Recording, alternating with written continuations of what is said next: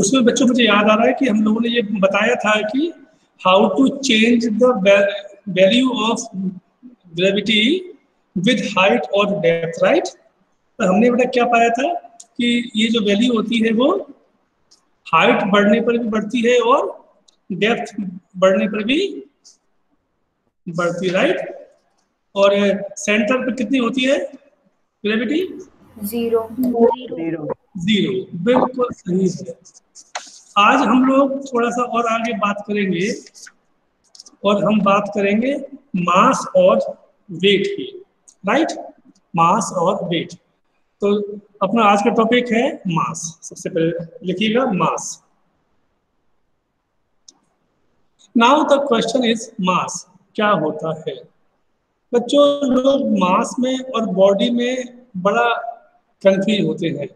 अच्छा ये बताओ, जब आप लोग मार्केट जाते हो और वहां से आप 1 किलो आलू लेके आए, तो वो 1 किलो आलू लेके आए हो, वो वेट है या मास है? वेट। वेट। वेट है, लेकिन हम उसको बोलते क्या है? हम उसे बोलते क्या है?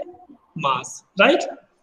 बोलते नहीं है, बोलते नहीं है, बल्कि हम जो यूज करते हैं यूनिट, हम जो यूनिट यूज करते हैं वो होती है मास वाली। कि वास्तव में क्या होता है वो? वास्तव में याद रखिएगा उसको कि जो ये होता है हमारी जो वैल्यू होती है इसकी, वो वेट होता है। वो एक्चुअली में जब हम लोग तौलते हैं, वेट करते हैं, तो हमारे समझ में आता है कि किस फोर्स से वो उस बॉडी को अपनी ओर खींच रहा है। कौन? अर्थ। उसे हम कहते हैं वेट। तो फिर मास क्या होता है? मास एक्चुअली क्या होता है बच्चों, ध्यान देना, it is the net quantity of matter. जो मैटर है, मान लो ये आपके पास एक मोबाइल है। तो ये मोबाइल किससे बना हुआ है?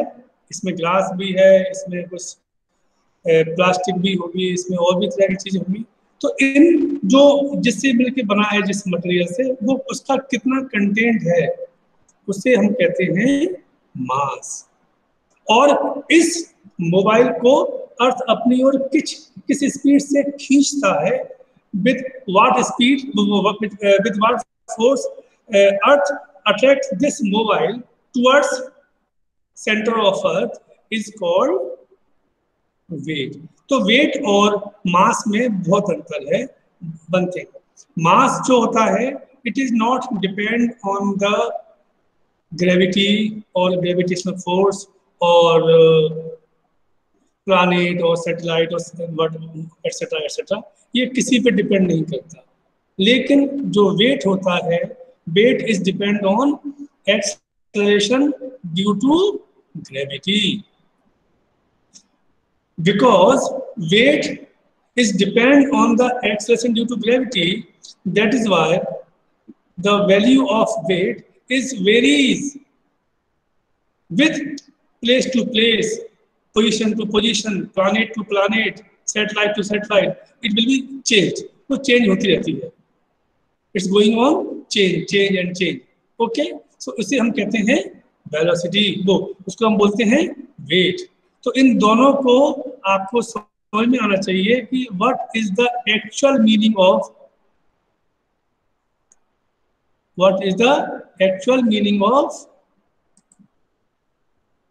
weight and mass. Okay, so now please write the definition of mass. First of all, mass, it is defined as the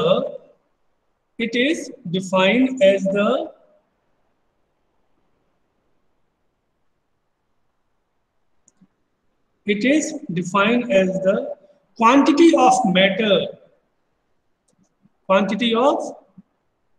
matter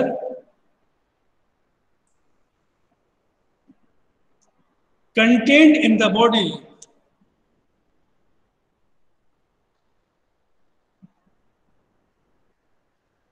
आप सभी लोग जानते हैं बेटा, contained in the body आप सभी को एक बात पता होना चाहिए, पता ही है कि इनर्शिया के लिए रिस्पॉन्सिबल कौन होता है? मास।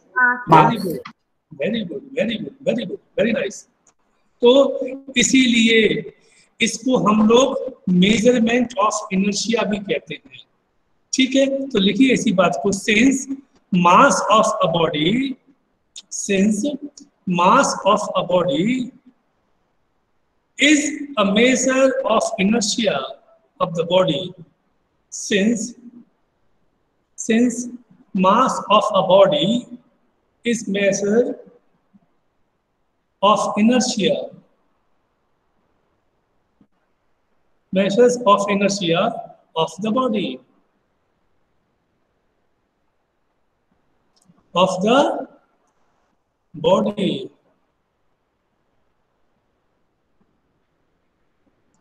So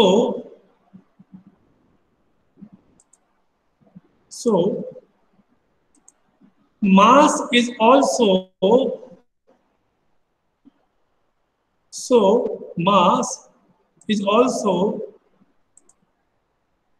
known as inertial mass.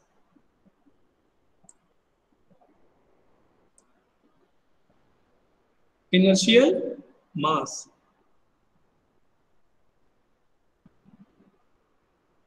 And its SI unit is kilogram.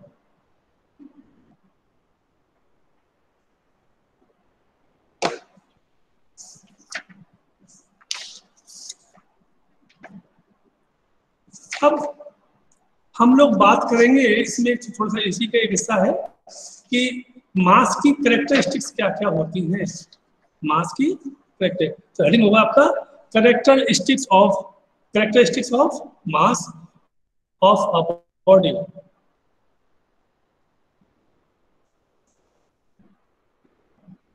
Characteristics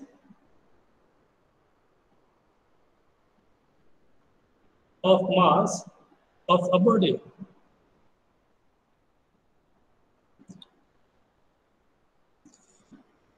एक एक पॉइंट में लिखवाऊंगा और एक को समझाऊंगा। फर्स्ट पॉइंट लिखिए पहले, मास of a body, mass of a body is proportional to the mass of a body is proportional to the quantity of matter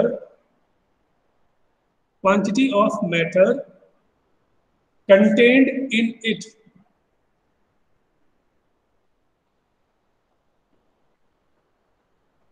Contained in it.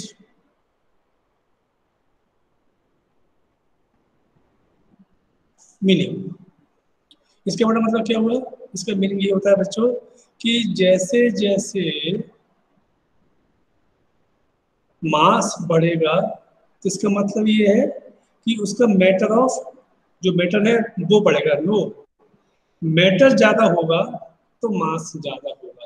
यदि आप कहते हैं कि आपके पास दो बॉडी है, मान लो एक ये है, एक ये है, ये मास के है और ये मान लो मोबाइल है, तो किसका मास ज्यादा हुआ? इसका, मोबाइल का। इसका मास कम है, इसका मतलब क्या हुआ? इसके अंदर जो मटेरियल है उसका वो कम है और इसके अंदर मटेरियल ज्यादा है, ये इसका मतलब। ओके, नंबर 2 लिखिए, mass of a body, second point, mass of a body does not depend on the shape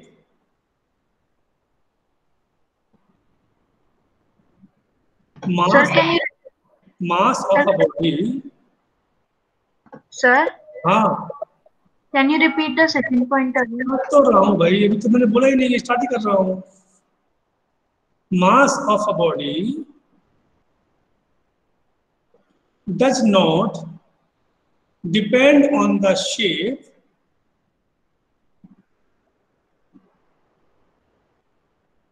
size and the state of the body, and the state of the body.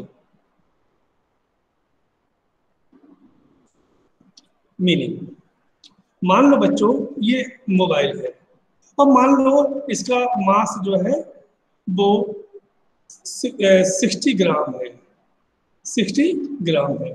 अब मैं यदि इसको बीच में से काट दूं और फिर रख के तोलूं तो क्या आएगा, फिर इसका मास कितना आएगा, 60 ग्राम। 60 ग्राम। 60 ग्राम। और बिल्कुल इसको पीस दूं, इसको पाउडर बना दूं तब भी उतना ही आएगा। Yes sir. और मैंने लेकर के इसको डाल दिया हीट में, उसको मेल्ट कर दिया, पानी लिक्विड फॉर्म में आ गया, अब इसका मास कितना होगा, 60 ग्राम। गुड। क्या बेटा इसका मीनिंग क्या हुआ कि चाहे इसका शेप बदल दो, साइज बदल दो, पोजीशन बदल दो, जगह बदल दो, या उसका स्टेट भी बदल दो। मान लो कि आइस है, आइस को आपने मेल्ट कर दिया तो क्या उसका मास कम हो जाएगा, नहीं होगा। या मालूम पड़ा कि लिक्विड था, वाटर था, उसको आपने क्या किया, आपने उसको फ्रीज कर दिया तो वो आइस हो गया, कुछ नहीं होगा। इवन देन यदि हम उस वाटर को वेपर में बदल देंगे, स्टीम में, तब भी उसका मास सेम ही रहेगा।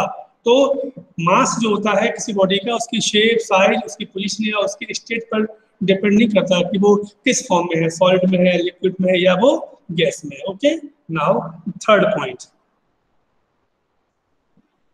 mass of a body remains the same at all places.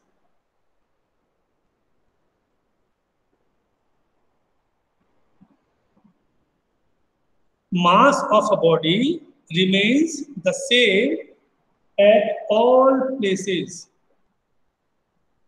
At all places. इसका मतलब क्या हुआ कि बात ये नहीं है कि मैं यहाँ पर हूँ कि अपने घर पे हूँ, कि मैं गुना में हूँ कि ग्वालियर में हूँ। मैं यदि मून पे चला जाऊँ, मैं मार्स पे चला जाऊँ, मैं सन पे चला जाऊँ, मेरा मास नहीं बदलेगा। हाँ, अच्छा, मैं सन पे चला गया तो मेरा मास बदलेगा? No sir. No sir. क्यों? No sir.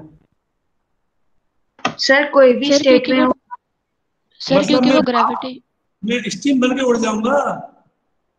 Yes sir. तब तो भी हाँ, तो जो मेरी स्टीम होगी उसका मास भी उतना ही होगा। गुड, यही मतलब है इसका, है ना। चलिए, तो इसको आगे ले थोड़ा। This means the mass of a body will be same through out the universe. पूरी यूनिवर्स की बात होती है, through out the universe.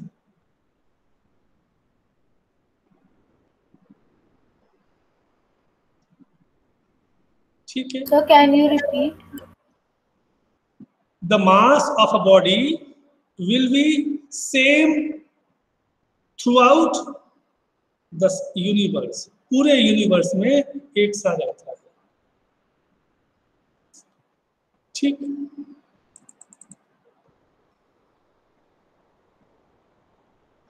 Next. अच्छा, इनका ये भी है कि मालूम पड़ा, ये बेटा ये मास्क है, ठीक है, और इस मास्क के का मान लो इस मास्क का जो मास है वो 10 ग्राम है। अब मैं इसको यहाँ ले आया या मैंने इसको इसके ऊपर रख दिया, तो क्या अब मास्क का मास बदलेगा? No sir. मीनिंग क्या हुआ, फिर समझ लीजिए इस बात को, कि यदि उसके पास में कोई दूसरी बॉडी आ गई तो कोई इफेक्ट नहीं पड़ता। जैसे कि मान लो आप पढ़ रहे हैं और आपका कोई एक दोस्त आ गया, तो उसके आने से पढ़ाई पर इफेक्ट पड़ेगा? Yes sir. क्या कम की ज्यादा? कम। ज्यादा। सर दोनों में से कुछ नहीं हो सकता है। Yes, it will be depend on the nature of your friend, right? यदि वो आकर के बोलेगा चलो घूम के आते हैं, थोड़ा सा पिक्चर देखते हैं, मोबाइल देखते हैं, ये टीवी देखते हैं, कुछ ये करते हैं, तो क्या होगा? पढ़ाई खत्म। और वो यदि आकर के आपके साथ इन्वॉल्व हो गया, थोड़ा सा मुझे भी दिक्कत आ रही है, मुझे पढ़ना है, तो क्या हो जाएगा? लेकिन इसमें कोई इफेक्ट नहीं पड़ता, यानी कि कोई बॉडी है उसका मास सेम रहेगा। तो लिखिएगा थर्ड नेक्स्ट पॉइंट जो भी हो, मास of a body does not change. Mass of a body does not change in the presence of other bodies, in the presence of other bodies near it.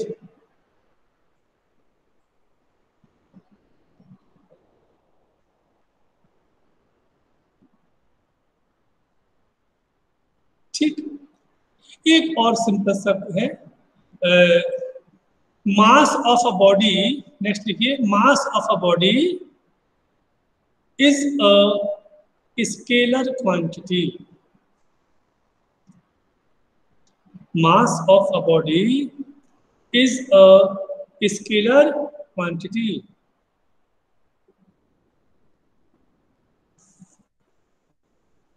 ठीक, इसका मतलब क्या हुआ कि ये जो मास होता है किसी बॉडी का, वो बॉडी की डायरेक्शन पर डिपेंड नहीं करता। जैसे कि ये फिर से मोबाइल है, मैं इसको ऐसे रख के इसका वेट करूं, ऐसे रख के करूं, ऐसे करूं, खड़ा करके करूं, कुछ भी करूं, मास में अंतर नहीं आएगा, because mass of body does not depend on the direction.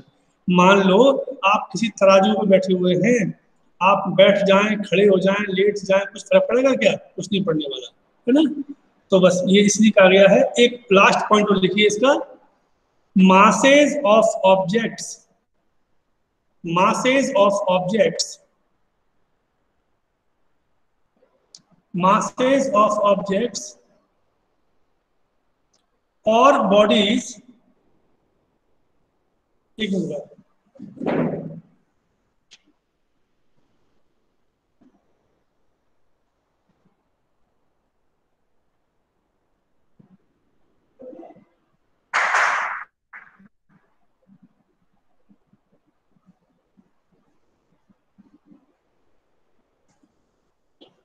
हाँ।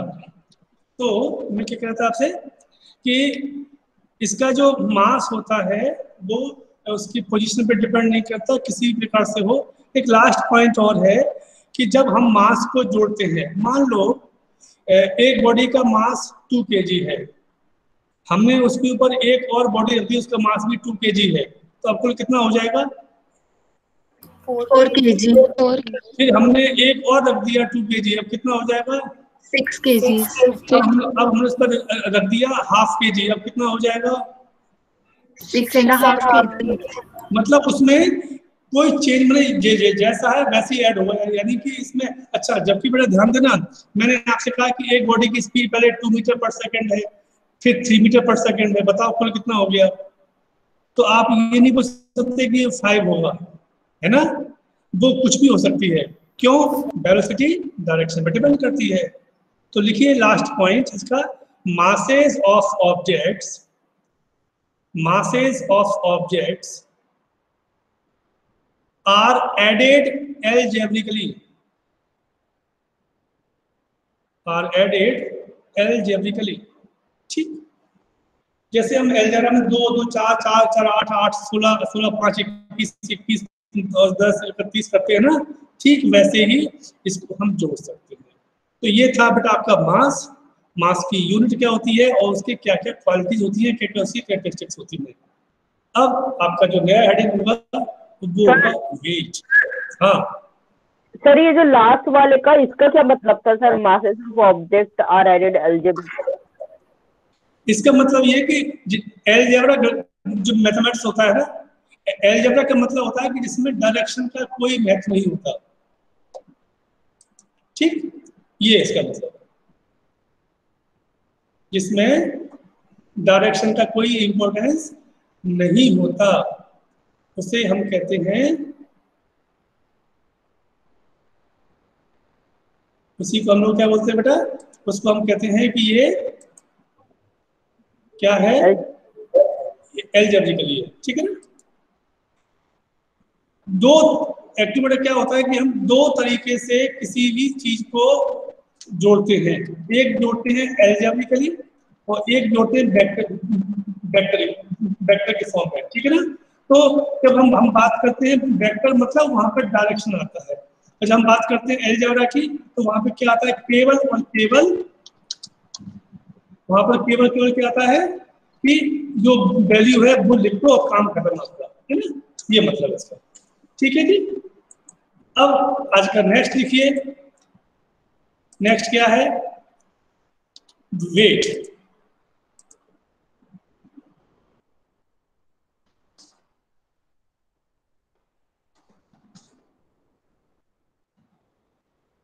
वेट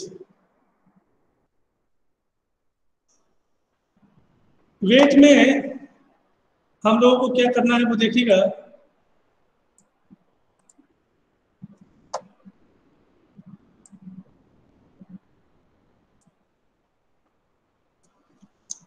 वेट का बड़ा मतलब होता है कि अर्थ किसी भी बॉडी को किस स्पीड से या किस फोर्स के साथ खींच रही है, ये मतलब है उसका, इसके है ना।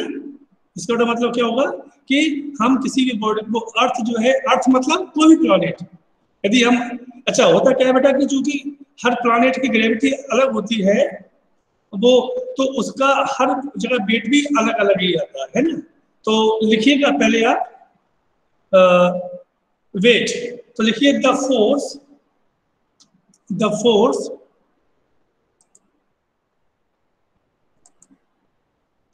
the force with which a body, with which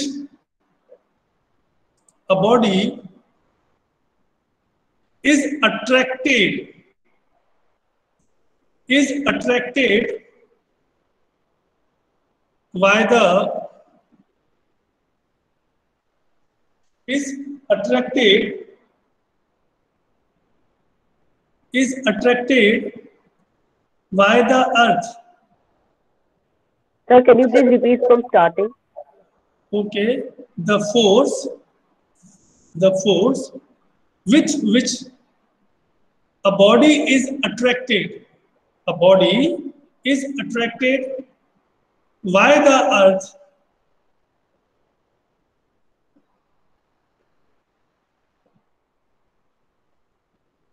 is known as, why the earth is known as the weight of the body.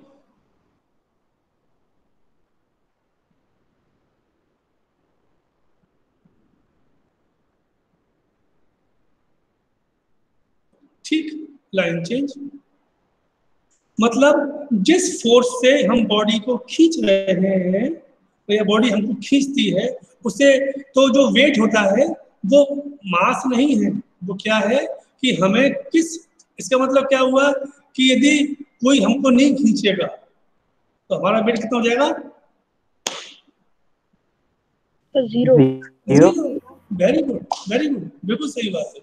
तो लिखिए इसी बात को, लाइन चेंज लिखिए, लाइन चेंज व्हेन, अच्छा ये जो फार्मूला है ये हर प्लैनेट के लिए, लेकिन चूंकि अभी आप छोटे हैं तो 9th में है तो हम आपको भी सिर्फ अर्थ की बात कर रहे हैं, लेकिन this is applicable for all the planets, all the satellites, all the stars. Okay, so लिखिएगा when the earth attracts a body, when the earth attracts a body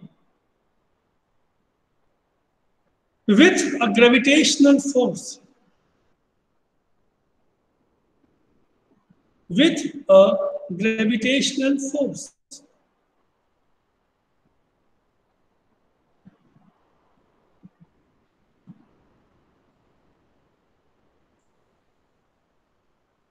the body accelerates, the body accelerates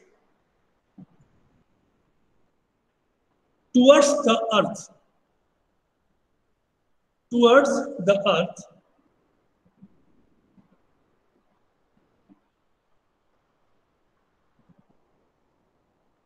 with an acceleration due to gravity. The earth with an acceleration due to gravity small g,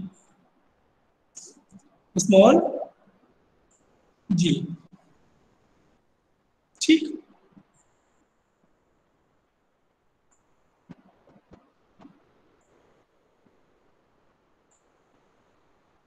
line change again, thus the force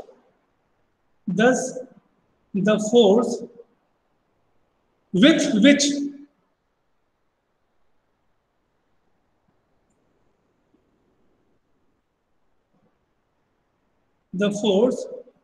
which a body of mass small m,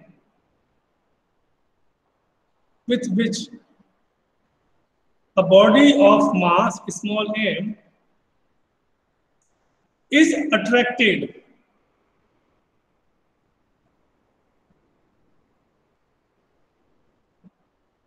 by the earth is given by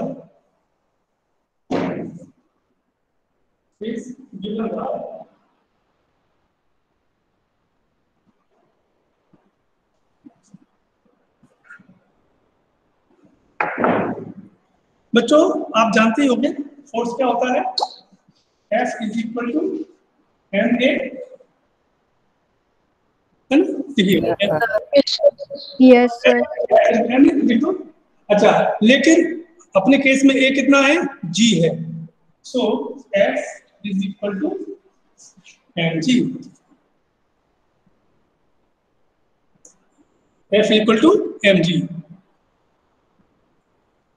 लिखो this force F is equal to m g, this force is known as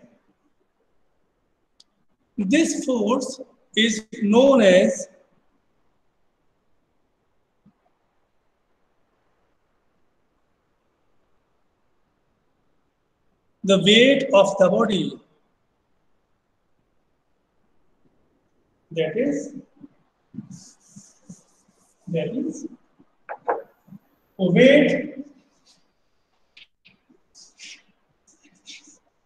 W is equal to mg.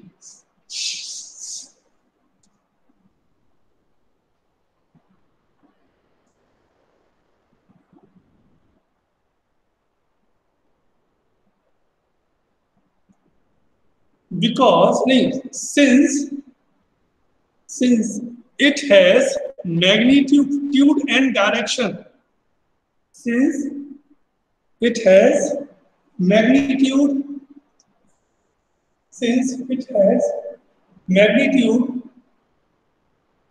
and direction, therefore weight is a vector quantity.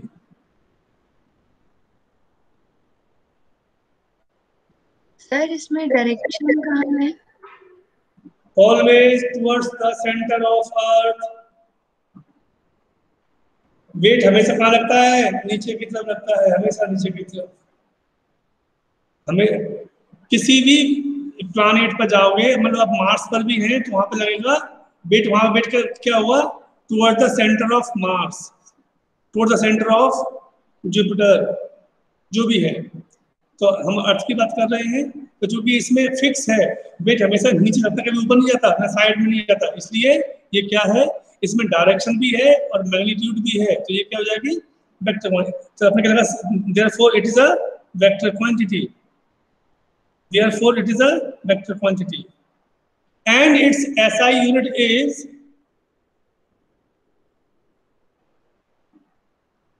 बताओ क्या होगी, Newton. Sir Newton. क्यों, क्योंकि force है ये जो, Newton क्यों होगी, ये क्यों नहीं होगी, इसकी क्या होती है मास की, किलोग्राम।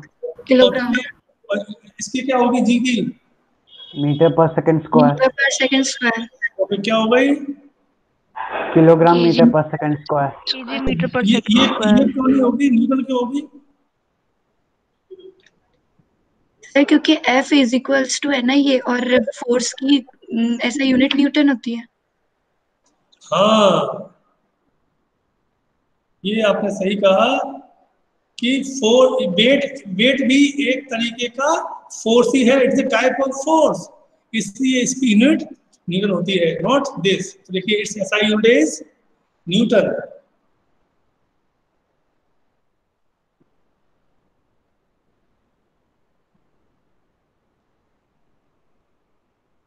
ठीक, तो बच्चों ये था मास और वेट के बारे में, ये था मास और वेट के बारे में, ठीक है। और इसके बाद हम लोग आगे पढ़ेंगे, ये चैप्टर खत्म हो जाता है। मैं बेटा यहाँ पे आपको बता दूं जानकारी के लिए कि आपका ये यहाँ पर लाइट जा चुकी है, तो मैं बस इमरजेंसी से पढ़ा रहा हूँ, तो उस तक कभी भी बंद हो सकता है, ठीक है ना। तो क्योंकि यूपीएस है, कब तक चलेगा मुझे नहीं पता। तो हाँ, मुझे बताइए बच्चों, आप में से किसी का कोई डाउट है इस टॉपिक को लेकर के?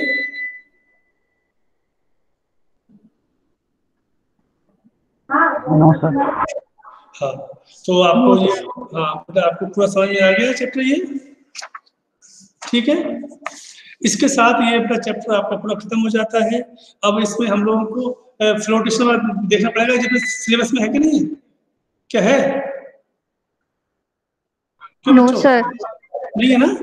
हाँ, ठीक है ना। तो जब मान लो कि आपका ऑलमोस्ट आपका चैप्टर खत्म हो गया, अब अपने को कल यानी कि जब अपने हमारी जो नेक्स्ट मीटिंग होगी, तो उस मीटिंग में आपको ये भी पॉसिबल है कि हमारी ये मीटिंग जल्दी हो, मंडे को हो सकती है, क्योंकि शायद मंडे को नागेंद्र सर शायद ना लौट के अपने शादी में गए हुए हैं, ठीक है ना।